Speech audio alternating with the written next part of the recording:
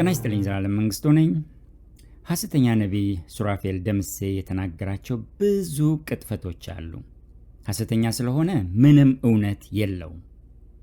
ያረጋገጥኳቸው በጣም ብዙ ናቸው። ከነዚያ መካከል ጥቂቱን ከዚህ በፊት አቅርቤያለሁ። ዛሬም አንዱን እጨምራለሁ። ወደፊት ውጡ። ለሷ እየተነበይኩኝ ልክ ኢየሱስ የመቶ አለቃውን ቤት ጌታ ሊፈውስ ሲሄድ ያቺ 12 ዓመት ደም የሚፈሳት ሴት መታ የልብሱን ጫፍ የዳሰስኩ እንደሆን እድናለሁ ብላ በልቧ አስባ ነበርና እየፈራች የኢየሱስን የልብሱን ጨርቅ ስትነካው የደሟ ምንጭ ቆመ። ኢየሱስም ማን ነካኝ አለ። እንዴ ያሉ ደቀ መዛሙርት ጌታ ሆይ ህዝቡ እኮ ብዙ ነው፣ እያጋፋ ነው ህዝቡ፣ እንዴት ማን ነካኝ ትላለህ ሲሉት አንድ ሰው በልዩ አነካካ በልዩ መንገድ ወደኔ የመጣ ሰው አለ። እስቲ እኔ ነኝ የሚል አሜን ይበለኝ። ከዛ ያቺ ሴት ልትሰወር እንዳልቻለች ባወቀች ጊዜ በእግሩ ስር መታ ወደቀች። የደሟ ምንጭ ቆመ፣ ተፈወሰች። ልክ ለሷ እየተነበይኩ የጌታ መንፈስ ወደ እናንተ ይዞኝ መጣ። ሊፈውስ ሊዳስስ ይኸው መጣ፣ ይኸው መጣ ጌታዬ፣ ይኸው መጣ። እግዚአብሔር ለእናንተ ሚኒስትሪ ሲሰጣችሁ ያለው ሚኒስትሪ አገልግሎት በአሜሪካ ምድር ላይ የሚገርም ኤልዛቤጥና ዘካርያስ በጣም እግዚአብሔርን የሚወዱ ነበሩ። እግዚአብሔርን በጣም የሚያገለግሉ፣ ነገር ግን ያለ ልጅ ነበር የሚሄዱት። እያገለገሉ ቅባት አለ ቤታቸው ግን ልጅ የለም። እሳት አለ ቤታቸው ግን ልጅ የለም።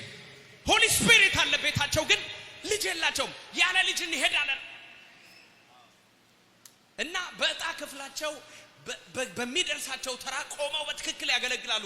ያለ ነቀፋ ያለ ነውር በጽድቅ እየኖሩ ቤታቸው ግን ነቀፋ ነበረ። እግዚአብሔር እንደዚህ ያለኝ አንድ አይደለም 4 ልጆችን እግዚአብሔር እንደዚህ ያለኝ አንድ አይደለም 4 ልጆችን እግዚአብሔር እንደዚህ ያለኝ አንድ አይደለም 4 ልጆችን እግዚአብሔር እንደዚህ ያለኝ አንድ አይደለም 4 ልጆችን እግዚአብሔር እንደዚህ ያለኝ አንድ አይደለም 4 ልጆችን አጃ አጃ አጃ አጃ አጃ አጃ አጃ ሊፈውስ ይኸው መጣ ጌታዬ፣ ይኸው መጣ። ውሰጅ ውሰጅ ውሰጅ ውሰጅ፣ ይኸው መጣ። በረከትሽ እዚህ ቤተክርስቲያን ያለው ይኸው መጣ። ያንቺ ቀን ዛሬ ነው፣ ይኸው መጣ። ፈውስሽ ዛሬ ነው፣ ይኸው መጣ ጌታዬ፣ ይኸው መጣ። አባቴ ይኸው መጣ፣ ኢየሱሴ ይኸው መጣ። ማይክ ስጠው። ወፍራም ቅባት ነው እግዚአብሔር በላቸው ላይ እየለቀቀ ያለው። ሄደ በቃ ይኸው መጣ ጌታዬ፣ ይኸው መጣ።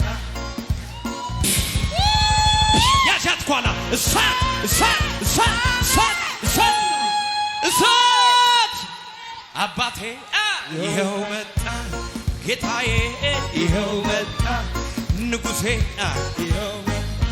የሚገርማችሁ የምድር ብቻ አይደለም ከላይ የሚመጣ የእግዚአብሔር በረከት በዚህ ቤት ላይ ተለቋል። ይህ ቀጣፊ ሰው ሐሰተኛ ነቢይ ሱራፌል ደምሴ እነዚህ ወገኖች ቤታቸው ነቀፋ እንደነበረና 4 ልጆች እንደሚወልዱ ተናግሮ ነበር።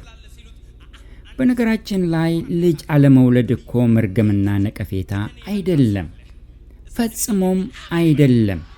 እንደ ክርስቲያን ማሰብ ያለብን ይህንን አለመውለድ እንደ መርገም እና እንደ ነቀፌታ ሳይሆን እግዚአብሔር በእኛ ሕይወት ውስጥ ሌሎች ሰዎችን ምናልባት የምናሳድጋቸው ልጆችን ሊያመጣ ይችላል ይሆን ብለን ነው ማሰብ ያለብን። እንደዚህ ለምን እንደሚታሰብ ፈጽሞ እንግዳ ነገር ነው። ዛሬ ባመለኩበት ቤተክርስቲያን ከከተማችን ውጭ ሌላ ከተማ ነው ያለሁት። ባመለኩባት ቤተክርስቲያን 2 ኢትዮጵያውያን ልጆችን በጉዲፈቻ ወስደው የራሳቸው አድርገው ካሳደጉ አባትና እናት ጋር ተዋወቅን። በሰለጠነው ዓለም እንኳን በክርስቲያኖች ክርስቲያን ባልሆኑትም ዘንድ ይህ እንደ ነቀፌታ አይታይም። እነዚያ ሁለት ኢትዮጵያውያን አሁን ወጣቶች ናቸው።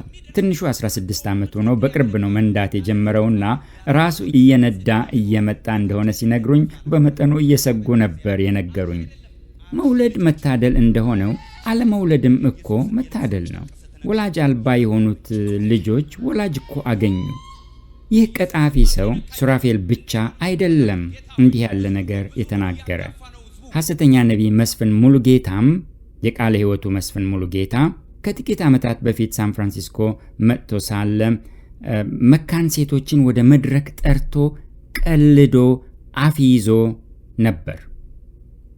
እንዲህ መሆን አልነበረበትም። ያሳዝናል።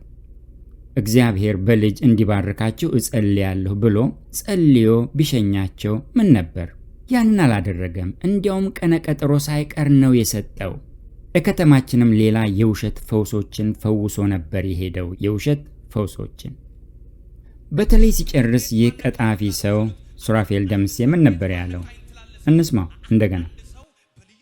የሚገርማችሁ የምድር ብቻ አይደለም ከላይ የሚመጣ የእግዚአብሔር በረከት በዚህ ቤት ላይ ተለቋል። የሚገርማችሁ የምድር ብቻ አይደለም ከላይ የሚመጣ የእግዚአብሔር በረከት በዚህ ቤት ላይ ተለቋል ነበር ያለው። አልተለቀቀም። በመጀመሪያ እነዚህ ሰዎች የሚተነብዩት ሰዎቹን አጥንተው ታሪካቸውን አበጥረው አውቀው ነው። እርግጥ ነው ልጅ አልነበራቸውም እነዚህ ወገኖች። ከዚያ በኋላስ ምን ሆነ? አሁንስ ወለዱ? አሜሪካ ውስጥ እንዳለው አገልግሎት ጀመሩ? ሁሉም አልሆነም። እነዚህ ወገኖች በሚያሳዝን መልኩ ተለያይተዋል። ባልየው ሌላ ሚስት አግብቶ ልጆችም ወልደዋል። 4 ልጆች አለ ይህ ቀጣፊ ሰው። በሌላ ጊዜ ሌላ ቅጥፈቱን አቀርባለሁ። እስከዚያ አሁን እንኳ እየከሸፈና ወደ ንግድ እየዞረ ነው። ቢሆንም ከዚህ ቀጣፊና ሐሰተኛ ነቢይ ከሱራፌል ደምሴ ራሳችሁን እንድታርቁ አሳስባችኋለሁ።